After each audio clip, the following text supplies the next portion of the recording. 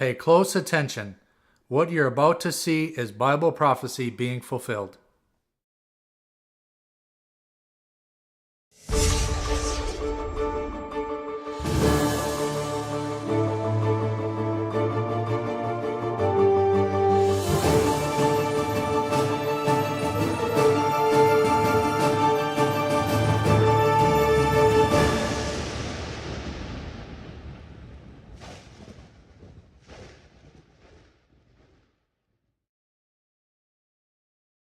Welcome to another edition of YPN News, bringing you the news as it relates to Bible prophecy and foretold by Yisrayl Hawkins.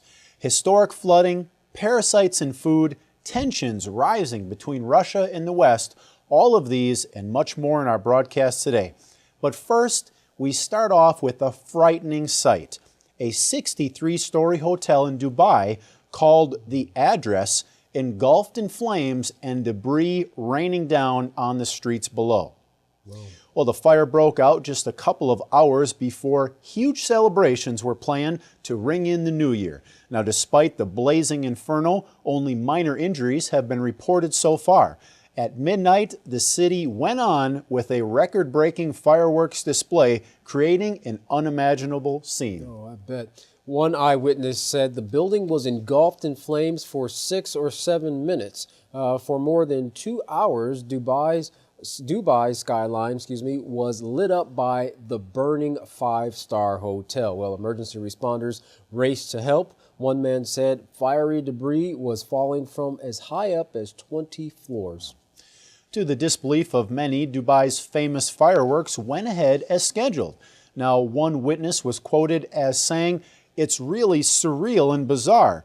While the fire was being contained, the celebrations went on through the thick smoke, dominating the skyline of Dubai. Wow, interesting.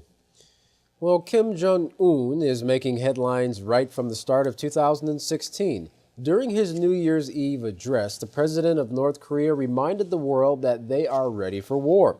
North Korean leader vowed to increase the political and military might of his country, including developing more diversified means of attack. He also said he would actively try to improve ties with South Korea. Now, relations between the North and South had deteriorated last year after 2 South Korean soldiers were injured by a landmine in the demilitarized zone. Kim warned, however, that if invasive outsiders or provocateurs touch us even slightly, we will not be forgiving in the least, and will sternly answer with a merciless holy war of justice. Now, the North Korean government is referring to the friendly relationship South Korea has with the United States, including their annual joint military exercises. Kim's conditional push for a reconciliation between the two sides comes ahead of the ruling Workers' Party's first convention since 1989. Analysts speculate he wants to show tangible improvements before announcing major policy changes. Well, it has been less than 6 months since the Ashley Madison website was hacked into, revealing the names of several government workers, television celebrities, and tens of thousands of everyday people. One would think the data breach would have caused a dramatic decline in membership to the website, which coordinates extramarital affairs, which we talked about when we brought that out before in our broadcast. However, the exact opposite is true. That's right. While some predicted Ashley Madison's demise after the cyber attack, the online adultery service has become more popular than ever. Neither hacking nor fake user accounts can seem to stop the Ashley Madison addiction. Around the time of the hack, they had a membership of nearly 39 million user accounts. Now that number has grown to 43.4 million. Wow, that's a large number of infidelity in our society right now. Well, AVG, the data security antivirus company, confirmed that prior to the hack, only 5% of people who had the app installed on their phones actively used it. Following the hack this summer, the controversy apparently spurred more users to sign on. When asked to comment on this bizarre growth in numbers, the company put out this statement. It reads, "Despite having our business and customers attacked, We are growing. This past week alone, hundreds of thousands of new users signed up for the Ashley Madison platform, including 87,596 women. Wow, you got to wonder what that type of activity would lead to. Well, England's chief medical officer says a super gonorrhea is antibiotic resistant and warns that the common STI could become untreatable. Infections may cause serious long-term problems, including infertility, and a potentially life-threatening pelvic inflammatory disease in women. The sexually transmitted superbug first emerged in England in March. Now, since then, it has infected at least 16 people, according to The Guardian. And the bottom line, an untreatable STI spells trouble. And they're certainly worried about this, not being able to treat it. When you get it, that's it. And they're worried about these bugs being able to pass this capability of fighting off the antibiotics onto other bugs, making some serious problems. Yeah, and I bet what's also in the back of their minds is they're probably worried about the fact that these things will be transmitted due to the activities of mankind. That's right. Well, when Stephanie Rock and her family purchased fish from Costco's in Manteca, California, they didn't expect to find live parasites. However, that's exactly what they saw emerge from the fillets of cod and salmon. They found at least 2 worms in one fillet of fish and still more as they examined the others. Extremely disturbed by what they were seeing, they grabbed a cell phone and recorded video of the parasites. They sent it along with a letter to the San Joaquin County Department of Public Health. Now, Mr. Rock said it seems like it shocked the conscience for Costco to be selling this knowing that they have these parasitical worms inside their food. He continued, there's no sign that says this is polluted with parasites. The only thing they say, if you do the research, is to cook it thoroughly. Well, I don't want to cook parasitical worms thoroughly for my dinner. Now, Costco would not comment, but county health officials insist parasites are not uncommon to find in fish. Spokesperson Lisa Medina explained, from a quality control perspective, no, it should not be visible. But she says contamination can occur. Officials are currently inspecting the store. Might not be common, but it's definitely disgusting. County health officials are advising consumers to cook their fish until the internal temperature reaches 145 degrees Fahrenheit for 15 seconds. Well, Mr. Rock said he's not willing to do this, saying those worms are natural. That's not acceptable. Certainly can't blame them. Yeah, I can't either. Well, the historic drought, which has besieged California and much of the world for some time now, is taking a greater toll. For an update on the parched lands of California, as well as additional information regarding out-of-control weather conditions and more, we now turn to our field correspondent, Larry McGee. Larry?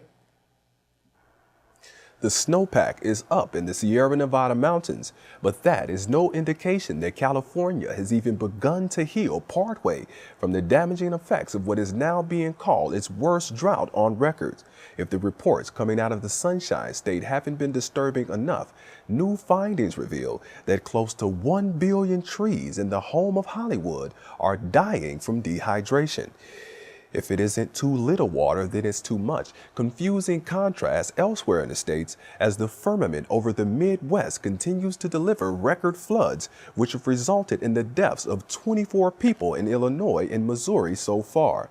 10 million Americans are now reportedly under flood watch and warnings, with many homeless or displaced as a result of the abnormal winter weather. This week's extreme climate conditions, including the Midwest floods, are being attributed to what NASA officials are calling one of the strongest and most destructive El Niños in history. Though it is winter, Missouri is awash with flooding, the South is being hammered by tornadoes, and in New York, mild temperatures reminiscent of spring. The present El Nino weather system, which is being fingered as the culprit for this week's extreme weather, is being likened to the El Nino of 1997, which is the absolute worst one on record. The Jet Propulsion Laboratory at NASA says that this weather system, in size and intensity, will definitely rival the previous 2 champions, which was not just the El Nino of 1997, but also the one in 1982. NASA official William Patzer says this is a Godzilla El Nino. The wars and fighting are just as much a reality on Earth as they are in the heavens, however. On the Kaiser Report this week, Gerald Celente of college conspiracy fame offered interesting commentary on the state of war among the heads of the nations in 2016. Here is his thinking. Well, Gerald, on the Kaiser Report, you said years ago, you told us it would start out, the currency wars would lead to trade wars. We have the trade wars going on now. Of course, we have sanctions all over the world. And then you said the trade wars would lead to world war. It does feel like we're heading toward world war. It kind of eased up a little bit at the end of the year with Kerry backing down in terms of Syria. But is 2016 the year we start to actually see world war, or is that for another year? Is 2016 the year we start to actually see world war, or is that for another year? It may well be if no one's talking peace. For example, 2 weeks ago, they had a debate here in the States on the presidential reality show on the Republican end, and it was on foreign policy. All they talked about is which guy's going to get tougher than the other guy. Oh, and the women, too. Carly Fiorina. You know, I'm not going to talk to that Putin, and I'm going to build the Sixth Fleet bigger right in front of his eyes, and I'm going to build a missile defense system right at Russia. I'm saying to myself, Madonna, is she going to be busy doing all this building fleets, building missiles? All they're doing is talking war. Every one of these little guys that couldn't fight their way out of a paper bag is talking about, you know what? Let's see if that sand will glow after we bomb it. Every one of them is talking more war, more boots on the ground. We got to get our allies and fight this ISIS no matter where it is. And every one of them is talking about an escalation. No one is talking about peace. You know, Gerald, I'm looking around the world today, and so many economies are in recession or in depression, and so many industries are collapsing, and you have pockets of extreme poverty throughout America and throughout the world. Is part of the problem this idea that only war can get an economy out of a depression or a recession? In other words, we don't have an example of a recession or a depression being escaped from through peace that anyone can remember. So is that part of the problem? We have a problem of inculcation. People just don't understand that you can have an economy based on peaceful activities. Yeah, that's part of the problem. And again, you made it perfect. It's the crash of 1929, the Great Depression, currency wars, trade wars, world war, the Panic of 08, the Great Recession, and now we're going into a global recession, currency wars, as the Fed is raising interest rates, and now these emerging markets have to pay back all of that cheap money that they got. Now with devalued currencies, they have to pay it back in dollars, which they can't. The commodity prices are sinking, so they're losing money when they're selling their stuff. So now they're talking trade wars, thinking that because their currencies are going to go down, they're going to be exporting more, but they're not, because people don't have money to buy it. And then world war. When all else fails, they take you to war. That's not one of my empty slogans. It's a fact. Hey, you don't have to look too far. Look out your window and across the channel over there, what happened over there in France when they had that last terror strike. All of a sudden, this little guy, Hollande, his popularity goes up 17% after the attack. We're going to get tough. And then you look at all the people joining the military. Look what happened over here in the States after San Bernardino. Well, you know what the top topic is now? It's not the lousy economy. It's not the fact that people can't find jobs. It's not the fact that all these people that graduated college with these hundreds of thousands of dollars worth of debt and they can't find a job. That's not the issue. The number one issue here in the United States is terror. And again, it's a much bigger story, because when you're talking about the decline of oil, I mean, you guys know the numbers. You talk about them. What is the commodity index now? at 1999 levels. So you're looking at countries around the world that are rich in natural resources, that we're exporting them, that have nobody to buy them anymore, that have nobody to buy them anymore, that have nobody to buy them anymore, and they have all this debt. So the part about the United States and the Saudis, I don't think there's too much there right now, because the Saudis are still going to pump. And by the way, next year, Iran is going to be flooding the market with more oil. So it's much bigger than that. Once upon a time, there used to be a thing called capitalism. It's gone. It's bankism. The banks are in charge of the whole system. Markets don't rise and fall on their own merits. There's no real price discovery. It's all rigged. And that's not a conspiracy theory. Hey, over there in Europe, I got a deal for you. I got these 10-year bonds. We'll call them negative yields. Yeah, you give me money, you loan me money, I'll give you back less than you loaned me. The banks are rigging the entire system. They're in control of the world. Capitalism is dead. 4 words, by the way, killed it. For anybody that has a brain between their ears, they could count that high. Too big to fail. In capitalism, there's no such thing. The banks are running the entire world, whether it's the Chinese banks with all their fake dough pumping into the system, whether it's the ECB, whether it's the Fed. Oh, and the other one. They keep making up this story, you know? You're a slave to the banksters. While banknotes are being identified by leaders such as Vladimir Putin as the primary motivation for the mercenaries and insurgents of ISIS, one U.S. soldier is offering additional insight as to what circumstances might have further helped to build ISIS. The perspective was contributed by Vincent Emanuel in an article where the former Marine recounts his experiences during the Crusades of Iraq. The details include soldiers throwing rocks, debris, and bottles filled with urine at children, as well as night raids and the rounding up of Iraqi citizens to be transported to detention facilities where some are said to have held hands as Marines bashed their faces in with their rifles. If that weren't enough, the former crusader tells of property being destroyed, innocent people being killed, the mutilation of dead bodies and torture. And all of this, the war vet said, contributed to the creation of ISIS. Emanuel says the biggest thing that the people in the United States and the West have to remember is that the U.S. and the West is the cause of the chaos and violence. For YPN News, I'm Larry McGee. Good time, Jeff. Back to you. Well, irregardless of who actually started it, their activities are definitely leaning towards destruction.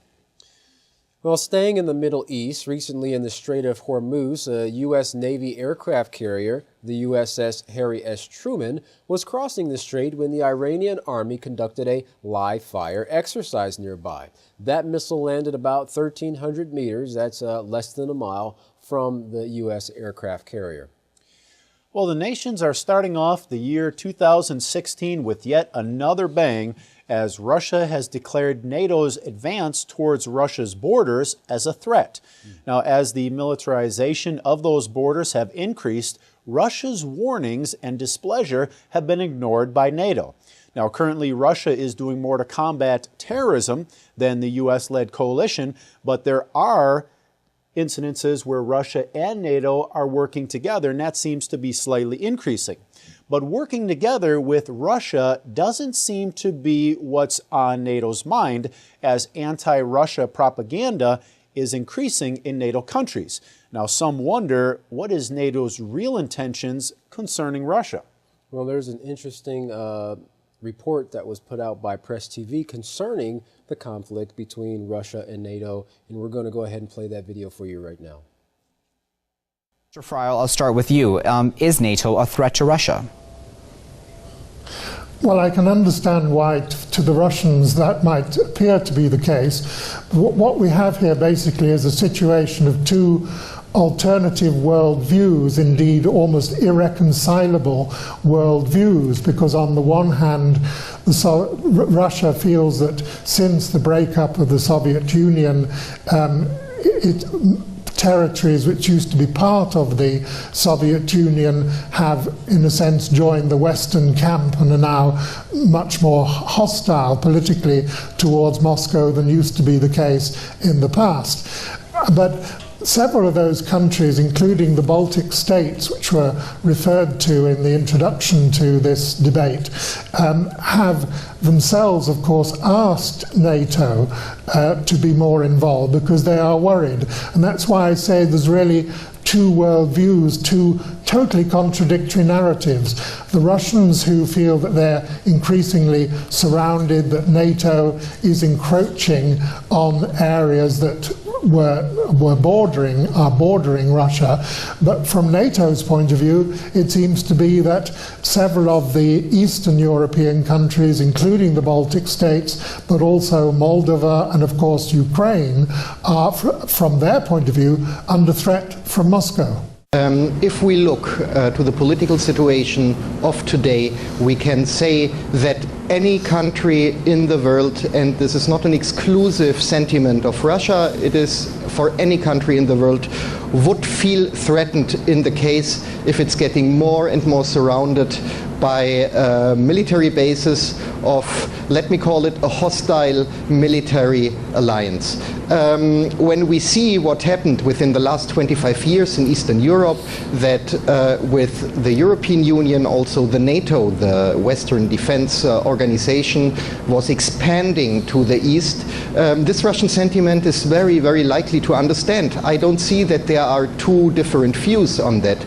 Another point which is important also to understand the Russian side is the fact that the Warsaw Pact stopped to exist after the collapse of the Soviet Union in the beginning of the 1990s, while the Western Defense Alliance, the NATO, reformed itself to an offensive alliance. If we see what NATO did within the last 25 years, I just want to mention the war against Yugoslavia, Serbia in 1999 as one example, the war Afghanistan, and all the aggressions coming from Washington, but also from the supportive states in the European Union, namely the UK and France.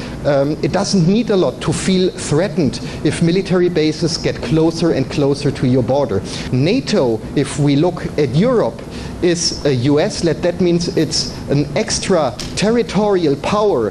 The United States of America, it's abroad of the Atlantic Ocean, which conducts power policy on our continent, while the Russian Federation, which is a European country, or at least a big part of the Russian Federation is a European country and has legitimate interests of security, of cultural cooperation, of economical cooperation, and of agreements, is handled like paria, like an outsider. So that is a big problem that we are right now in Europe in the focus of this conflict, and that NATO, namely the United States, is again abusing European countries and European soldiers which became soldiers to defend their countries, but to abuse them for international military operations where there is not one single security benefit for any European country, but of course for the US-American military-industrial complex. So that is the main problem. We are in a military alliance which is not defending our interests, which is even endangering our security interests. And there is the problem. And when Russian TV or Russian media puts the finger on that, yes, and broadcasts this is not propaganda, it simply hits the facts as they are. Wow, that's definitely heating up in the conflict in that region there on the Russia-NATO borders. Absolutely. Iran's President Hassan Rouhani slams a new wave of sanctions from the U.S. toward Iran over its missile program, and as a result, Rouhani has ordered the Iranian Defense Ministry to speed up the program. U.S. media has reported that any of those new sanctions that that were to be imposed on Iran. As of now, they have been delayed. Well, this move by the U.S. has many wondering if the U.S. is going to stick to its accord that was reached between Iran and the P5+1 group. I guess we'll see. The leader of Iran's Islamic Revolution, Ayatollah Khomeini, is making an appeal to scholars and intellectuals of the Islamic world to build a new Islamic civilization. Khomeini said that the enemies are seeking to create sectarian conflict among Muslims, and they have, to some extent, succeeded. He also said countries like Syria and Yemen are being devastated by the enemies, while those among the Muslim world sit in silence. Well, these comments were made to foreign ambassadors and participants at a two-day Islamic Unity Conference in Tehran. And Pope Francis delivered his Angelus address on the first day of 2016, focusing on peace. He said in his speech, the real enemy of peace is not just war, it's indifference. The kind of indifference that walls people off from one another and induces them to think only of themselves. I wonder what he meant by that. Walls them off from one another. Well, at a U.S. State Department briefing, Washington has said that it will continue to provide financial aid to Iraq to help further restore stability in the region. Now, at that briefing, U.S. State Department spokesperson Mark Toner was asked how the U.S. aid, which has been a lot over a long period of time, but hasn't helped to maintain stability, will help the situation now. All right, Mr. Toner said, this has been a process, especially on our part, referring to the United States. Learning how to work with the local government and local leadership has been an interesting process to restore stability and create a secure environment for the local population. Well, since the 2003 invasion, Iraq has been one of the main recipients of the U.S. funding. $60 billion were spent rebuilding the country as well as funding the war itself. Now, despite the U.S.'s interventions, the UN said the situation in Iraq seems worrying, with total spending by the U.S. on the Iraq war topping $1.7 trillion. Wow. Now, the UN study suggests that 4.1 million people still lack water and sanitation. Another 4.4 million people need urgent food aid, and still 2.9 million have been forced to flee their homes since the start of 2014. That's a lot of people still needing the essentials, right, when 1.7 trillion has been spent so far. 1.7 trillion, that's an awful lot of money spent in one particular region, fighting a war and trying to rebuild an infrastructure for the people to survive. Well, political expert Derek Monroe said that the continued foreign funding will further fuel corruption. He also closed saying, "I think the classical definition of insanity is doing the same thing over and over again, and each time expecting different results." Well put. That's right. Well, Mr. Monroe, you're right. As our world leaders and governments that demonstrate through their activities that mankind has engaged in for thousands of years, that those activities have only brought forth death. But they've done it in the name of peace. Well, they have yet to achieve their goal of peace. There is one inspired teacher who isn't grasping at the wind or groping in the dark, but is holding fast to the true teachings found in the Holy Scriptures that bring light and life to all mankind. And that man is Yisrayl Hawkins. To find out about the words of life that he teaches, contact the House of Yahweh. And when you do, don't forget to request your free copies of the monthly newsletter and Prophetic Word magazine. Here's how you can. To contact the House of Yahweh, you can write them at The House of Yahweh, P.O. Box 2498, Abilene, Texas 79604. You can call them at 1-800-613-9494. Visit them on any of their websites, www.yahweh.com, www.yisraelhawkins.com, or www.yahwehsbranch.com. You can also check out our new website, www.ypnnews.com. And to email the House of Yahweh, send your emails to info@yahweh.com. And for any calls outside the United States, please call the number on your screen. And once again, don't forget the latest and greatest Bible study tool on the market today, and by going to www.yisraelsays.com and look at the Yisrael Says program. And best of all, it's absolutely free.